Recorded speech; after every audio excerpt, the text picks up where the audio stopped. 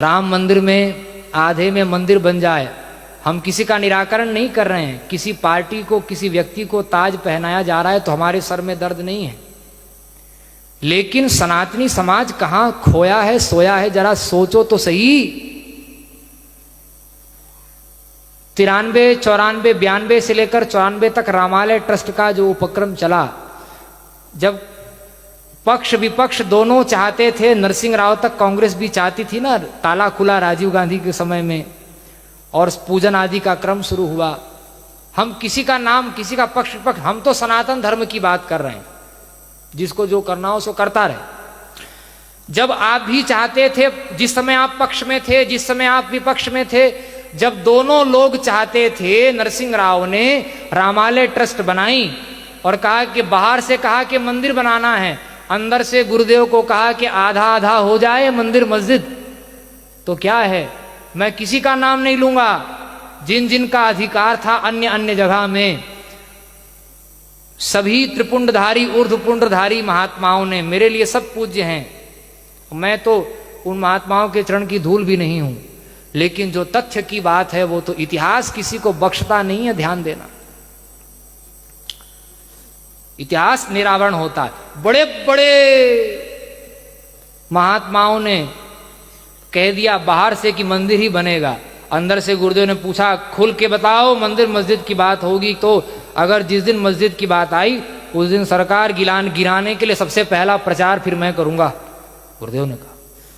सबने हस्ताक्षर किया, केवल और केवल पुरी के शंकराचार्य जी ने कहा कि आधे में मंदिर आधे में मस्जिद, ये काला बाजारी नहीं चलेगी, बनेगा तो भगवान का मंदिर बनेगा। एक दुष्ट आतंकवादी धर्मद्रोही को पुरी का शंकराचार्य बनाकर फिर घुमाया। उस समय धर्म सत्ता के, राजनीतिक सत्ता के ठेकेदारों ने घुमाया, उसको पोषण दिया, आज भी पोषण दिया जा रहा है, लेकिन उसी से सबका विनाश होगा, ये भी ध्यान रखिए।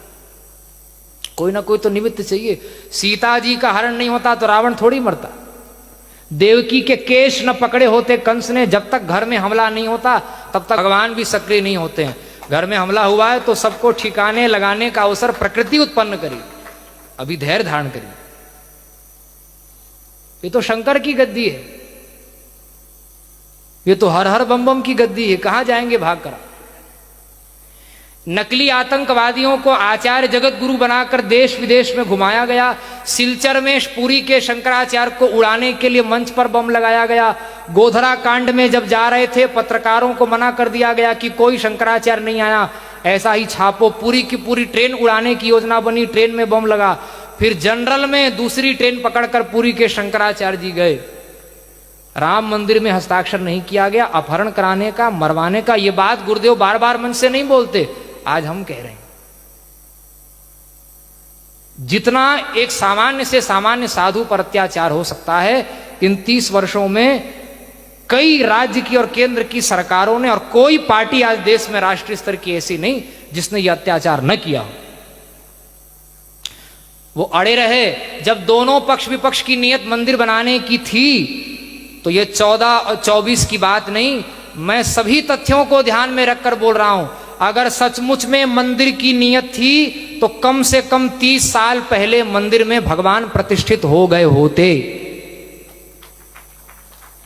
पहले जो सत्ता में थे उन्होंने हिंदुओं को अटका के कि हम बनाएंगे, हम बनाएंगे, हम बनाएंगे, हिंदुओं को झुलाया उन्होंने। और मंदिर न बना के जब वोट बैंक बनाकर जब काम चलता था, वोट मिलता था, तब मंदिर न बना के उस समय के सत्ताधारियों ने वोट लिया।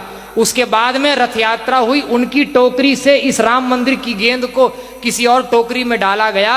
और बुरा न मानो, होली है, सत्य तो कड़वा होता है, लेकिन मैं अपनत्व पूर्वक कह रहा हूं, अगर नियत होती तो दोनों के सामंजस्य से 30 साल पहले मंदिर बन जाता।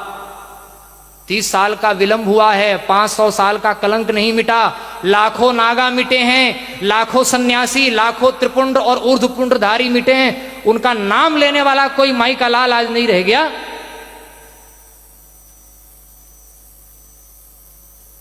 चरखा चलाने से आजादी मिली, कोर्ट के पर्चे भरने से राम मंदिर बन गया।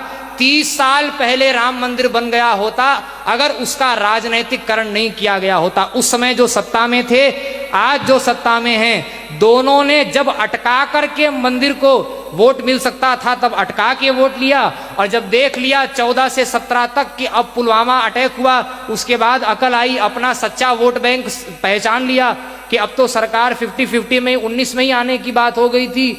तब हुआ कि अब मंदिर बना कर ही जब हम सत्ता में रह सकते हैं, तब मंदिर न बनाना भी राजनीति, मंदिर बनाना भी राजनीति, दोनों ढंग से तब बना के ही वोट लिया है। 30 साल का विलंब लगाने वाले पक्ष विपक्ष के लोगों के सर पर हम लोग ताज पहनाने जा रहे हैं। और जिन्होंने हस्ताक्षर किया उस समय सरकार की कोई सुरक्षा नहीं, कोई रेल का रिजर्वेशन नहीं, कोई सुविधा नहीं। जिस धर्माचार्य ने अपहरण मारने की धमकी, फोन कॉल और एक नकली धर्माचार्य बना करके आतंकवादी जिसको 100 बार फांसी दी जाए तो कम है। विवेकी का दायित्व अधिक होता है। आतंकवादी हर समय में होते हैं। आतंकवादी को नियंत्रित न करने वाला राजा सबसे पहले दंड का अधिकारी होता है। उसको दंड कौन देगा?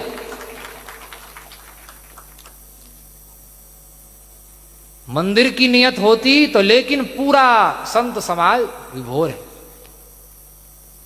हम भी विभोर हैं कि भगवान प्रतिष्ठित हो रहे हैं। खून के आंसू रोए हैं महात्मा, तब मंदिर बना है। चलो लाखों व्यक्तियों की शहादत का ताज अगर 1-2 लोगों के खोपड़ी में जा रहा है तो हमारे सिर में दर्द नहीं है। लेकिन भैया आप कितने भी गुणवान हो, मानस की वो बात याद रखिए, गुण सागर नागर नरजोऊ, क्या है, जोई अलप लोभ भल कहीं न। इतना भी लोभ आ गया तो सारे गुण में आपने गुड़ गोबर कर लिया, चौंका लगा दिया।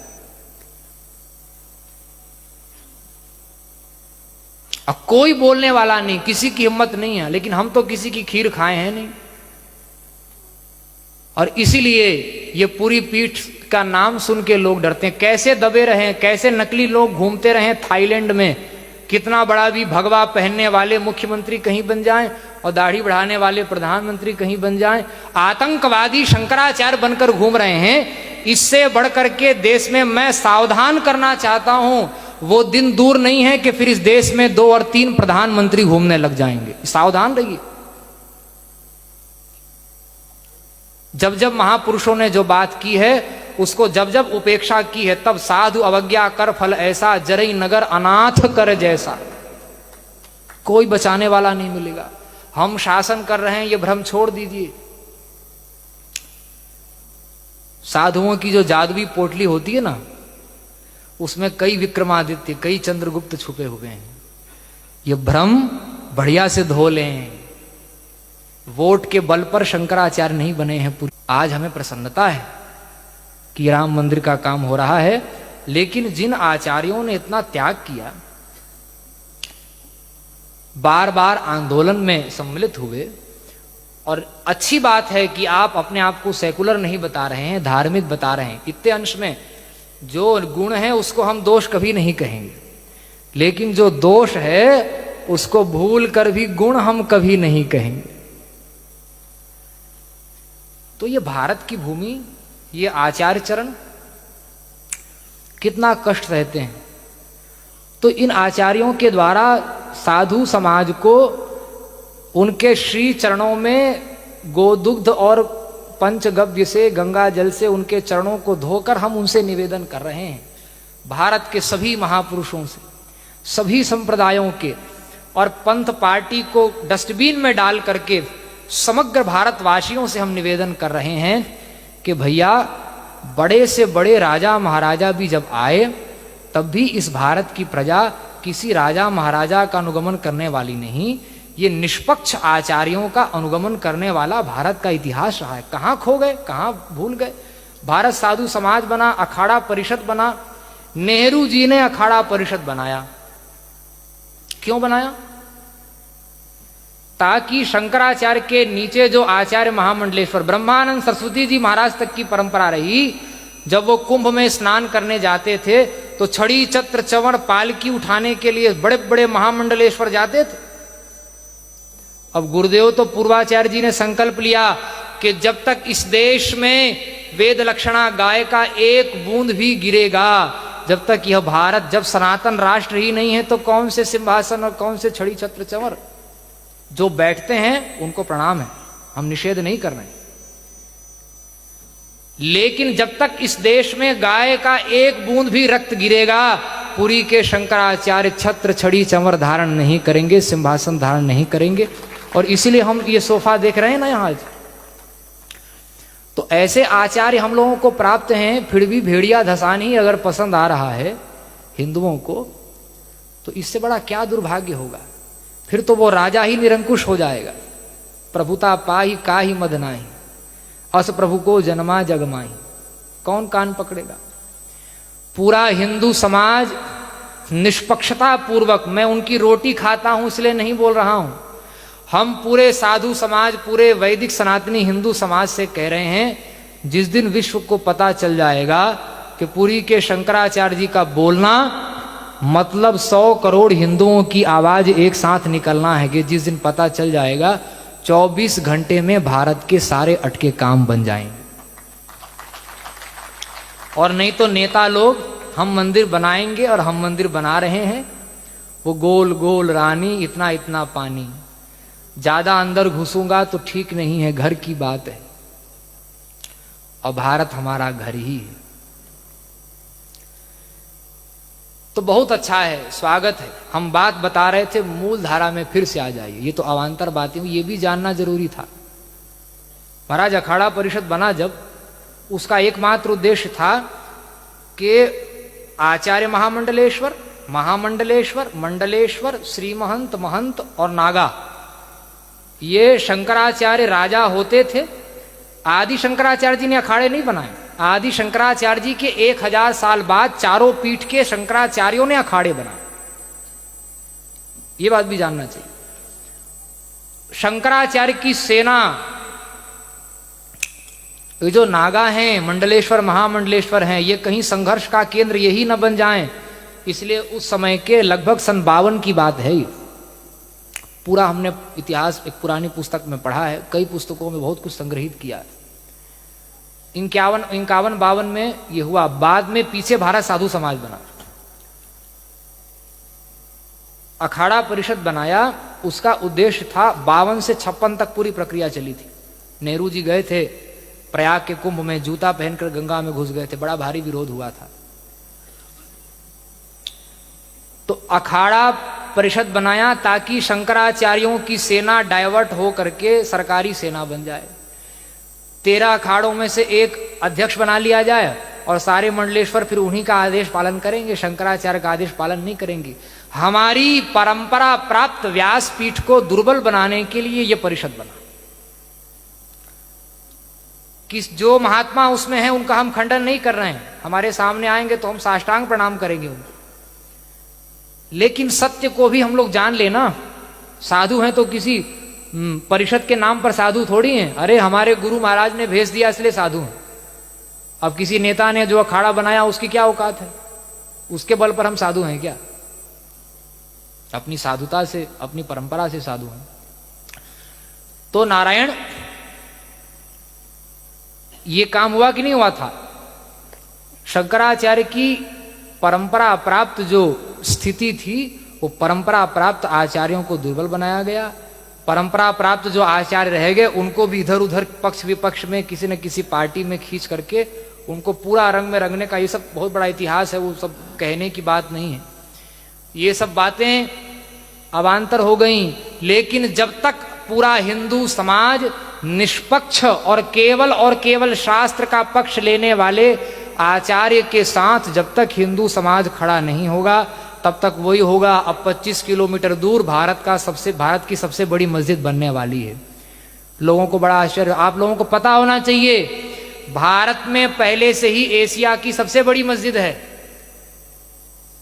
बड़ी मस्जिद बनेगी तो अब आप लोगों को कहा जा रहा है कि भारत की, सच्ची बात यह है कि दुनिया की सबसे बड़ी मस्जिद बनाने का उपक्रम चल रहा है।